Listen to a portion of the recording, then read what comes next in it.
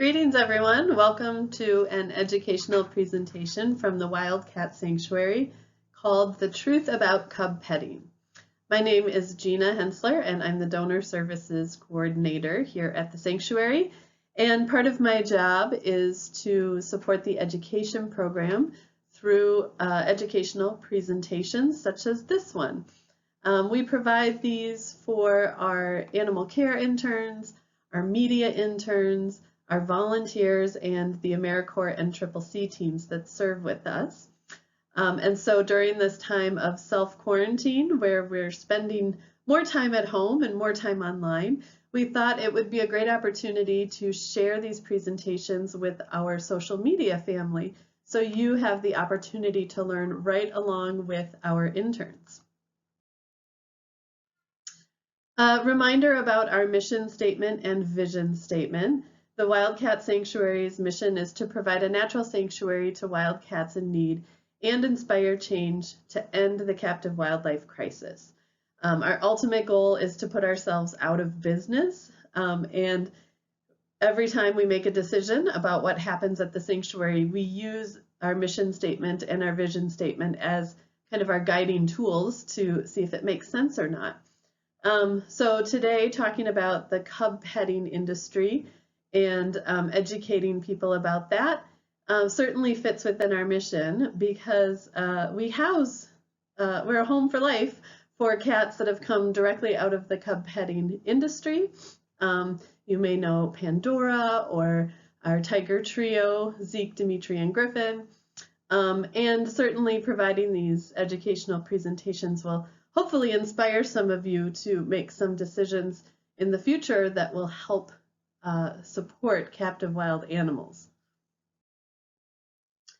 So as supporters of the Wildcat Sanctuary, you are privy to kind of the rescue end of what happens in the cub petting industry.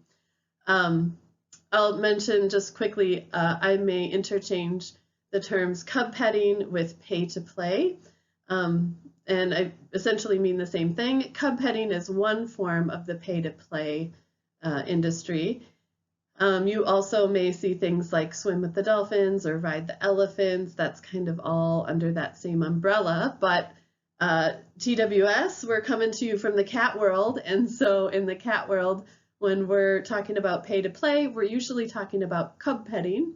And when we're talking about cub petting, we're usually talking about tigers. So the tigers that I mentioned at the sanctuary that have been out of the pay-to-play industry were used for cub petting. And this is kind of what that looks like for the general public.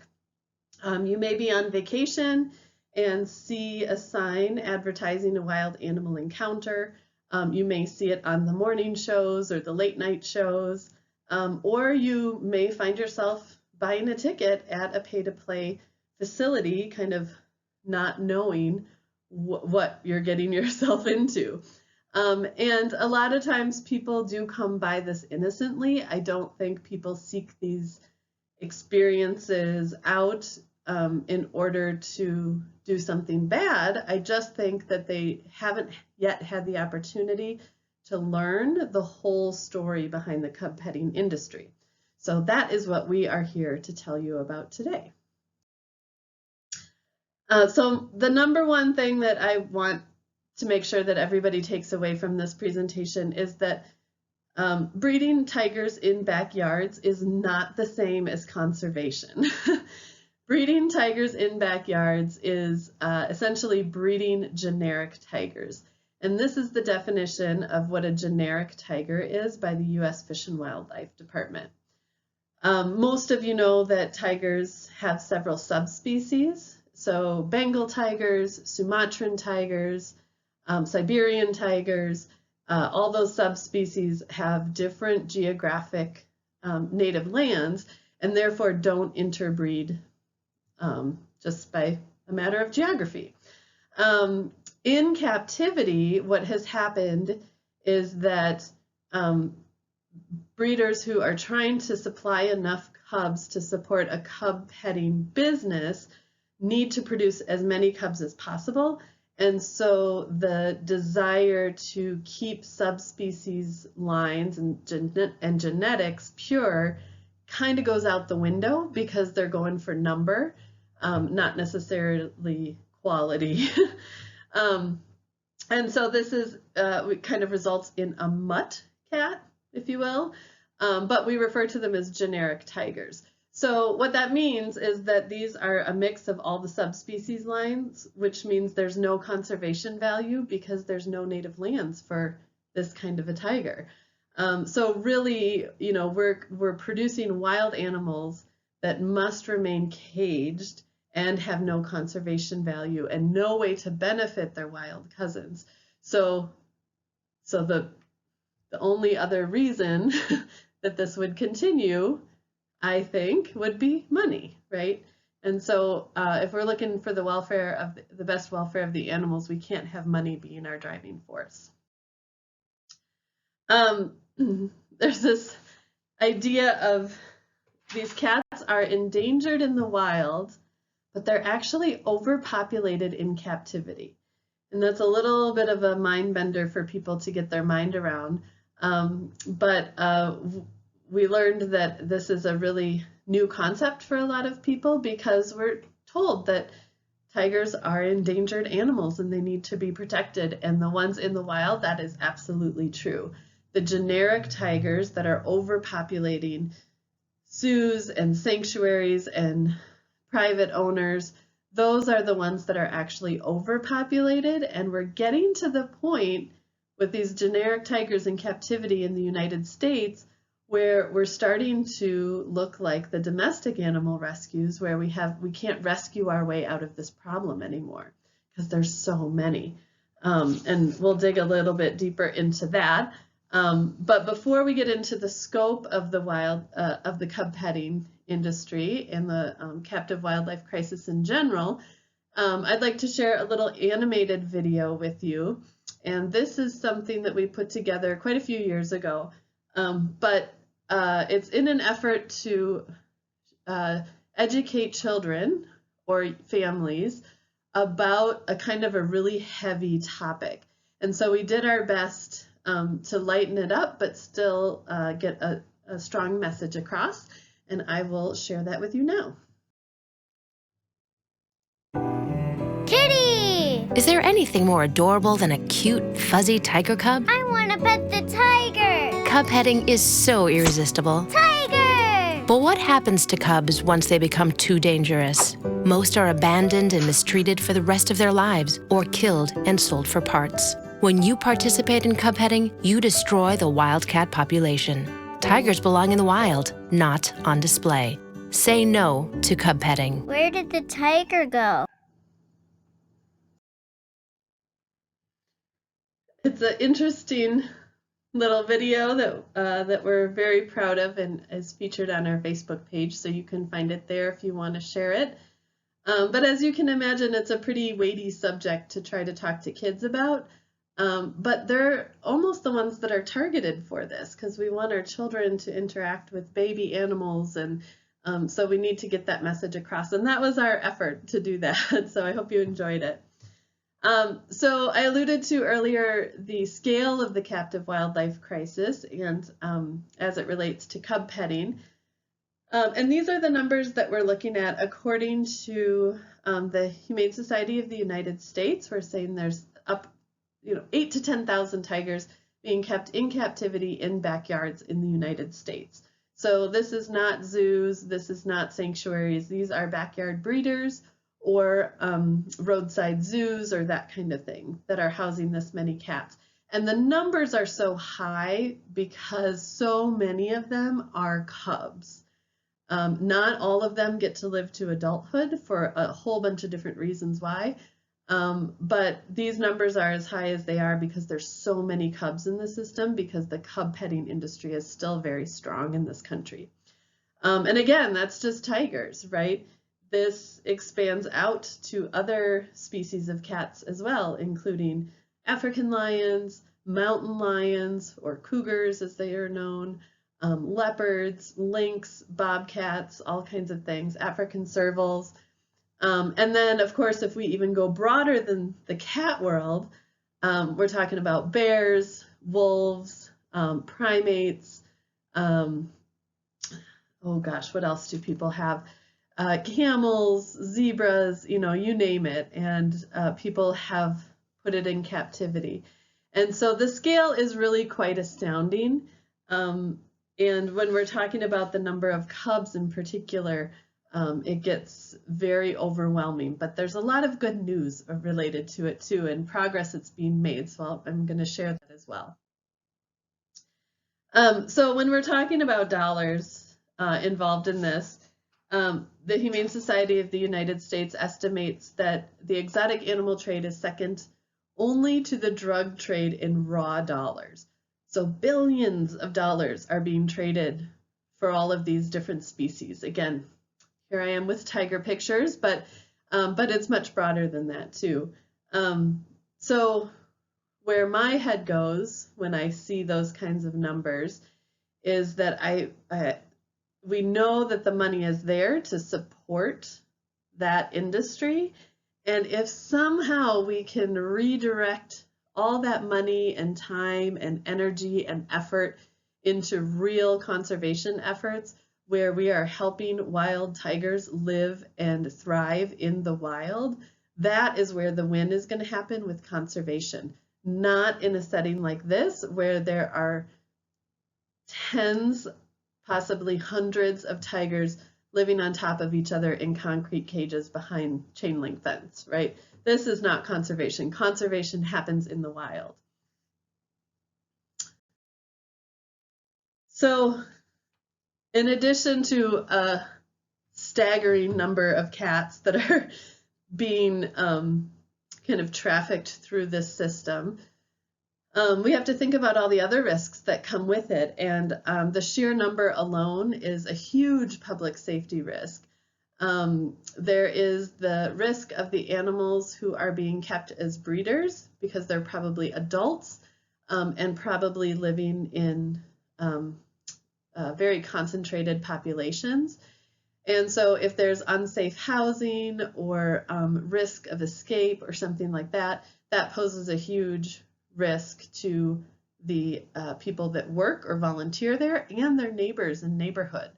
And you know, if you put a Google alert, set up a Google alert for exotic animal, you'll see that probably every week there is a report of an exotic animal escaped and running loose in a neighborhood somewhere. Sometimes it's a small African serval, and sometimes it's a tiger, and it's pretty amazing how often that happens. In addition to that, once those cubs are taken out of that facility and used for cub petting, they become a danger to the public. One, if the exhibitor disregards the age recommendations by the USDA, which we'll talk about a little bit as well, or if they have diseases that we can transfer to humans. So there are all kinds of things that cats can give us. Ringworm is a really common one. Bacterial infections from scratches and bites, E. coli, streptococcus. There's all kinds of things that these cats can give us. And when they're being bred in concentrated populations with, you know, shoestring budget, the reality of them coming from a very clean and healthy place is pretty low. And so the risk of them transmitting something to a human is pretty high. And we've seen crazy stories before, leading all the way up to someone being scratched by a tiger in a backyard, and she didn't get it treated appropriately and ended up with gangrene in her arm because of the bacterial infection. So it is a very, very real risk that I don't think people understand is there when they're interacting with these small animals. And then, of course, there's enforcement challenges. In the case of cub petting, we have recommendations that are to be followed. The USDA is the overseeing body for most things that related to captive wild animals. And so they kind of oversee the cub petting industry and those exhibits. but they only have recommendations. They don't have hard and fast rules that they can cite people for. So their recommendations here is that if you're going to do cub petting, you need to use tiger cubs somewhere between the age of 8 weeks to 12 weeks old. And the thought is that if they're younger than 8 weeks old, their immune systems aren't strong enough yet. And if they're older than 8 weeks old, or I'm sorry, older than 12 weeks old, then they're too dangerous to interact with the public. So that's why there's this 4-week window of time. Again, these are recommendations by the USDA, so it's nothing they can enforce. But what stands out starkly to me is that there's this 4-week window of time where this cub is, quote, useful. So that's where the cub can make money. Tigers live 20 to 25 years, but if you're breeding them for only a 4-week window of time, there's a lot of questions that follow that. Where do they go? What happens to them? How are the, where do they live? Who's taking care of them? So this is where you start to peel the onion and you kind of start to see the ugly underbelly of what's going on. But this is the reality of it, is that we have so many tigers in captivity because exhibitors are only allowed to profit off these animals for 4 weeks at a time. And that's really sad and unfortunate, and something we're working really, really hard to fix. So, of course, we also think cub petting equals abuse because of the animal welfare implications. I'm sure everybody watching this video is like me and an animal lover, and we hate to see this stuff because of what is going on with the animal. So when it comes to cub petting specifically, we're talking about things like this. So these cubs, remember, 8 to 12 weeks old, these are tiny little kittens essentially. And what tiny little kittens generally do is eat a lot, play a lot, and sleep a lot. So that, sleeping cat isn't good for business. They need to be awake to interact with the public. And so sleep habits are disrupted to support business hours. Cubs are taken away from their moms as early as a day or two old. And so what that means is they're not nursing from their mothers naturally. They're being fed a commercial diet, so their immune system is not getting the same kind of boost it would if it was nursing naturally. Stress on the system from the sleep deprivation, from continual public contact and handling, from transporting from one mall to another, all of that adds up to stress on an already tender immune system. And so the chances of getting sick or premature death just really increase. And then, of course, these cats are coming from a situation where they're not really being bred for sound genetics. They're being bred for quantity. And with that quantity usually comes a financial challenge. So veterinary care is not necessarily available to these cats at all. And so they're kind of starting at a deficit when it comes to their health because they're coming from poor breeding situations. They have no veterinary care. They're being taken away from their mothers, so they're not able to nurse naturally. And then they're kind of being put to work right away, and there's those immune systems just can't handle it. So the chances of them getting sick and not living a full life are pretty big. And so what happens to these cats? Where do they go if they get too big, if they age out? I think this whole system here starts with the cub petters and the breeders and dealers that supply that industry, because they're the ones that need to produce the numbers of babies, I should be specific. They're the ones that have to produce mass quantities of babies. And so once babies are out of babyhood, the cub petting industry isn't interested in those cats anymore, so they push them to the secondary market. And as you can see, there's all kinds of places for these cats to go after they're done with their cub heading career. One of them might be to turn into a breeder themselves. If they're too old to be used as cub heading, maybe they can produce cubs. Let's see, one of the stats I had is that in the wild, a tiger would have one litter of like 3 to 4 cubs about every 3 years. 1 litter every 3 years. In captivity, what they're able to do, if they take the babies away right away, that will force the mom into estrus again quickly, and they can breed her 3 times in 1 year. So instead of having 1 litter in 3 years, she's having 3 litters in 1 year. And so the stress that comes with that and the deterioration on the body that comes with that is pretty incredible. But it's definitely one of the options for a cat once it graduates from the cub petting industry. As you'll see on here, there are lots of other places that are interested in cats. It's a pretty sad reality, and we do rescue them from all of these places. But if we can shut down that cub petting link and get the quantity of cats to reduce, that is going to be huge for our efforts. So sadly, this is an international problem. It's probably most rampant in the United States, but it's not exclusive to the United States.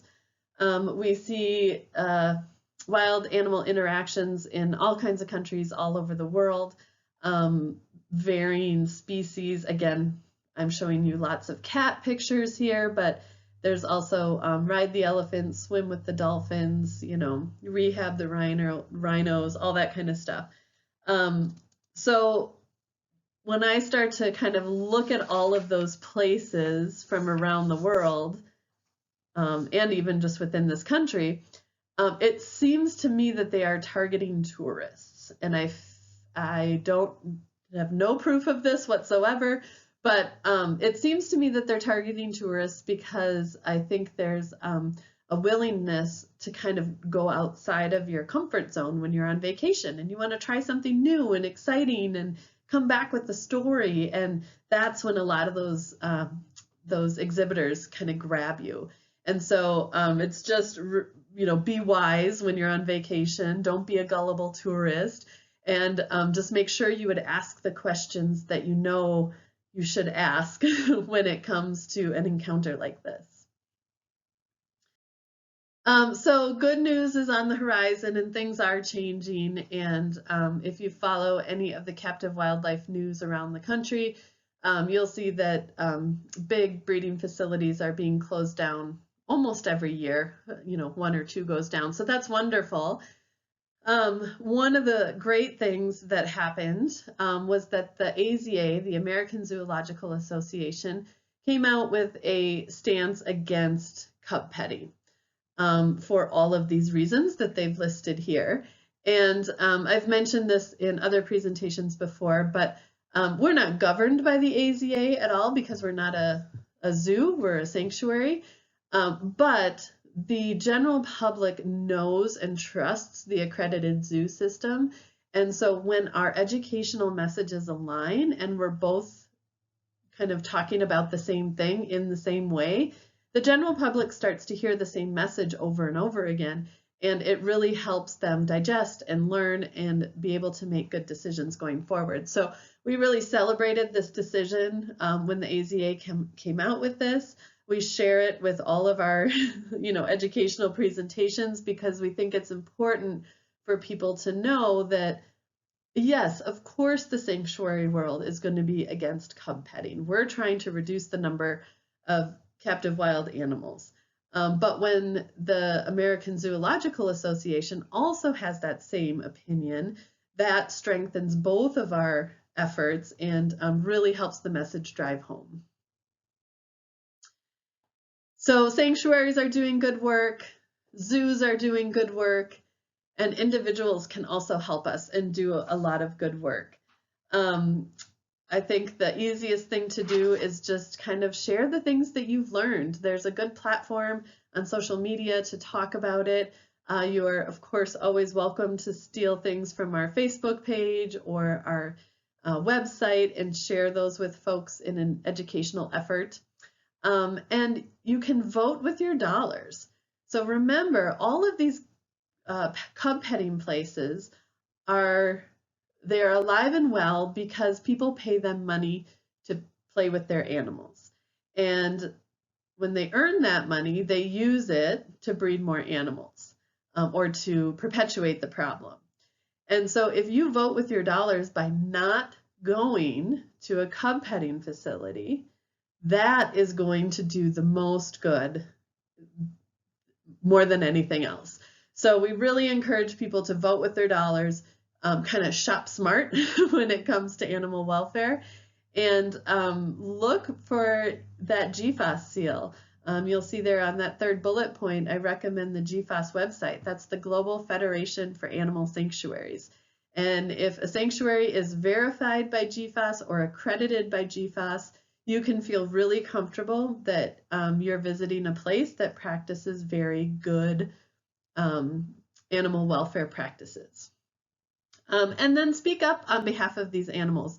Write letters to the editor. Reach out to county fair organizers that maybe invited a tiger exhibit or something. But share the information with people who are in decision-making positions, and also share the information with your friends and family who may be going on vacation. If you find out that they have plans to go on vacation and are really excited about this tiger thing that they saw, help them, check it out, and talk to them about how to find out if it's a good place or not. And then, of course, contacting your legislatures about any pending federal legislation that can help animals.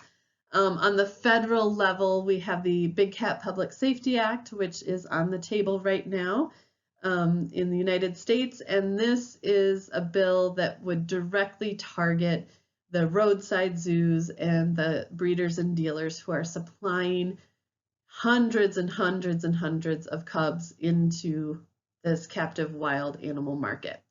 If we can end that, we can end so much more. That's kind of like turning off the spigot and stopping the incoming flow of tigers into this system.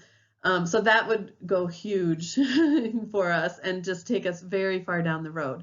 So if it feels right and you want to reach out to your federal representatives to tell them that you support this bill, it is called the Big Cat Public Safety Act, and I'm sure they would be happy to hear from you. So that is some information broadly about the cub petting industry, which is a pay-to-play opportunity in the captive wild animal world. And it's one of the things that is the #1 supplier of an excess number of tigers in captivity. And we're working really hard to shut the breeders and dealers down and make sure that these cats have good lives in captivity while they're here, but ultimately just ending it altogether. And so we know it's a complex world and there's a lot of nuances, and we want to be an educational resource for you. So please let us know if you have any questions.